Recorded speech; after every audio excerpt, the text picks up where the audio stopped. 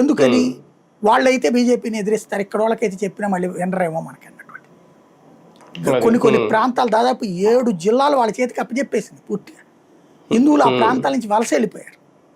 అక్కడ ఆ స్థాయి క్రియేట్ చేసి కంట్రోల్లో పెట్టుకుంది.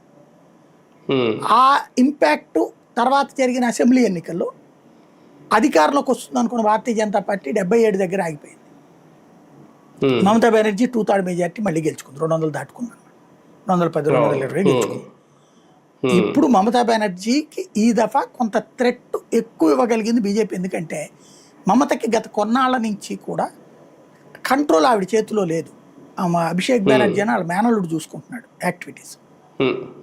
దాంతో ఏమైపోయిందంటే గ్రౌండ్ లెవెల్లో ఎమ్మెల్యేల మీదన అహంకారంతో ప్రవర్తిస్తాడు వాడు, ఎంపీలని చులకనగా చూస్తుంటాడు వాడు.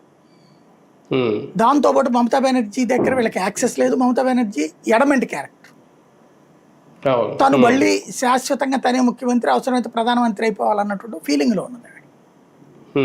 దాంతో ఇప్పుడు పబ్లిక్లో వచ్చినటువంటి ఒక చికాకుని బీజేపీ క్యాచ్ చేసుకునే ప్రయత్నం చేస్తుంది. కాంగ్రెస్ ఎదగదు, కమ్యూనిస్టులు నమ్మరు. తృణమూల్ కాంగ్రెస్కి అపోజిషన్ ఎవరంటే బీజేపీ. అక్కడ మొన్న పార్లమెంట్ సందర్భంగా సీట్లు తగ్గినాయి.